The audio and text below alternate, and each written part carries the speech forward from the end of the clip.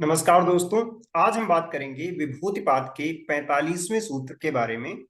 और इसके पहले के सूत्र में महर्षि पतंजलि ने बताया कि जब हम पंचभूतों की दशाओं पर संयम करते हैं तब हमारा अधिकार पंचभूतों पर हो जाता है या पंचभूतों पर हम विजय प्राप्त कर लेते हैं। और अब देखते हैं 45वें सूत्र में महर्षि पतंजलि क्या कहते हैं। ततोड़िमादि प्रादुर्भाव काय संपत् तद्धर्मान विघातश्च। सबसे पहले शब्दों का विच्छेद करेंगे और फिर इसके अर्थ को समझेंगे। जो सबसे पहला शब्द है यहाँ पर ततोड़िमादि, इसका अगर हम विच्छेद करें तो सबसे पहला शब्द बनेगा ततः, फिर आएगा अणिमा, आदि, प्रादुर्भाव, और इसके बाद बनता है काय, संपद, तद, धर्म, अनभिघातश्च। शब्दों के अर्थ को समझते हैं और फिर इसके बारे में विस्तार से बात करते हैं। तत्व तत्व का अर्थ होता है तब। यहाँ पर जब तब कहते हैं तब किसकी बात करती हैं? इसके पहले वाले इसके पीछे वाले सूत्र से समझते हैं, जहां पर महर्षि पतंजलि ने कहा कि हमें भूत जय हो जाता है, हमें भूत जय प्राप्त हो जाता है जब हम पंच तत्वों की दशाओं पर संयम करते हैं। तो जब हमें भूत जय मिल जाती है, यहाँ पर ततः तब यानी उसके बाद की बात हो रही है। तब तब क्या होता है? अणिमा आदि, अणिमा आदि। और अणिमा आदि क्या है? सिद्धियां हैं। आपने अगर सुना होगा, कहा जाता है कि 8 सिद्धियां और 9 निधियां हैं। तो यहाँ पर जिन 8 सिद्धियों की बात हो रही है वो यहाँ पर उन्हीं की बात हो रही है कि जो अष्ट सिद्धि, जैसे हनुमान चालीसा में भी लिखा हुआ है, अष्ट सिद्धि नौ निधि के दाता, असवर दीन जानकी माता। तो जो 8 सिद्धियों की बात हो रही है, तो यहाँ पर पहली सिद्धि का उन्होंने नाम लिख दिया कि अणिमा, और फिर आदि लगा दिया। आदि का मतलब है कि बाकी सारी 7 इसके बाद की जो है वो भी मिल जाती है। तो अणिमादि का अर्थ हो गया कि अणिमा आदि। अब ये 8 सिद्धियां कौन कौन सी हैं? सबसे पहली सिद्धि है अणिमा। अणिमा का अर्थ ये होता है कि अणु जैसा। अणु क्या है? बहुत ही छोटा।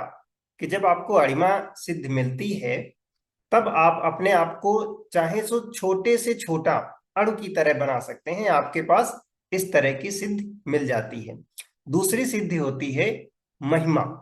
महिमा का अर्थ होता है कि आप जितना बड़ा चाहें उतना बड़ा अपने शरीर को कर सकते हैं। अगली सिद्धि है लघिमा। लघिमा का अर्थ होता है कि आप अपने आप को इतना लघु, छोटा या हल्का कर सकते हैं कि आप चाहें तो आकाश में उड़ सकते हैं। तो अणिमा हो गई, महिमा हो गई, लघिमा हो गई। अगली सिद्धि जो है वह होती है प्राप्त। प्राप्त का अर्थ होता है कि आप जो चाहें वो प्राप्त कर सकते हैं। और फिर आती है प्राकाम्य। प्राकाम्य का अर्थ होता है कि आप जिस चीज की कामना करें उसको आप हासिल कर सकते हैं। और फिर आता है वशित्व। वशित्व का अर्थ होता है कि आप जिसको भी चाहें प्रकृति के सारे गुणों को अपने वश में कर सकते हैं। और इसके बाद आता है ईशित्व। ईशित्व का अर्थ होता है कि आपके पास ईश्वर जैसी शक्तियां आ जाती हैं कि आप चाहें तो निर्माण कर सकते हैं, आप चाहें तो संहार कर सकते हैं, आप चाहें तो प्रकृति को बदल सकते हैं। इस तरह की आपके पास सिद्धियां आ जाती हैं। और जो 8वीं सिद्धि है वह होती है यत्र काम वसाई। तो जिसका अर्थ होता है कि बस आप कामना करें और आपके सारे संकल्प पूरे हो जाएंगे।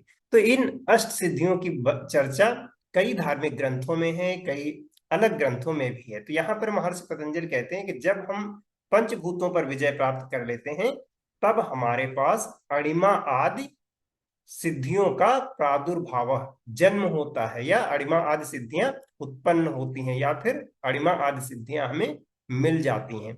और इसके अलावा क्या होता है? सिद्धियां तो मिलती ही हैं, इसके बाद क्या कहते हैं? काय। काय का अर्थ होता है शरीर। संपत्ति। संपत्ति का अर्थ है यहाँ पर संपत्ति से, और शरीर की संपत्ति प्राप्त होती है। अब शरीर की संपत्ति क्या है? किसी भी चीज की संपत्ति का अर्थ क्या होता है? कि वो चीज हमें प्राप्त हो जाना, उसमें जो भी बढ़िया है वो चीज हमें प्राप्त हो जाना। अगर हम इसको शरीर के संबंध में समझे तो शरीर की संपत्ति क्या होगी?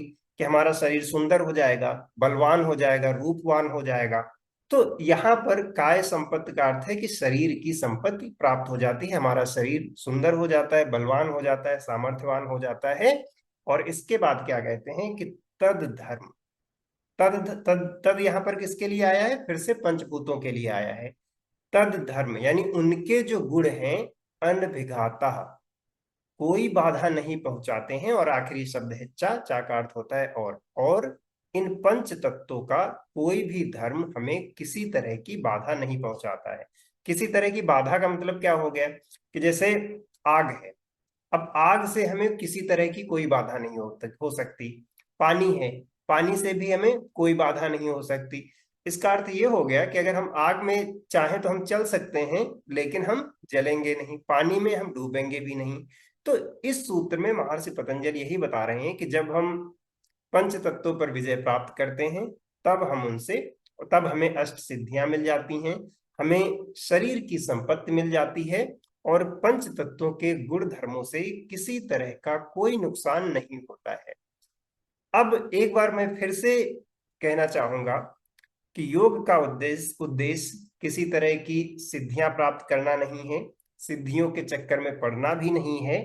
और सिद्धियां मिलती हैं या नहीं मिलती हैं वो तो एक अलग विषय है, लेकिन अगर आप केवल योग करते रहेंगे और आपको ये सारी सिद्धियां मिल जाएगी, प्रैक्टिकली ऐसा पॉसिबल नहीं है, ना तो ये योग का उद्देश्य है। तो इस भटकावे में ना रहें।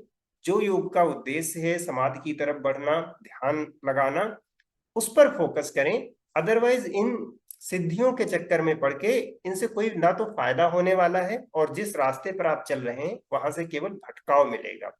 तो इस सूत्र में यही बताया गया है। देखते हैं अगला सूत्र अगले वीडियो में। इस योग की जानकारी को सभी लोगों तक पहुंचाने में सहयोग करें। इसके लिए चैनल को सब्सक्राइब कर लीजिए और ज्यादा से ज्यादा लोगों तक इसको शेयर कीजिए। धन्यवाद।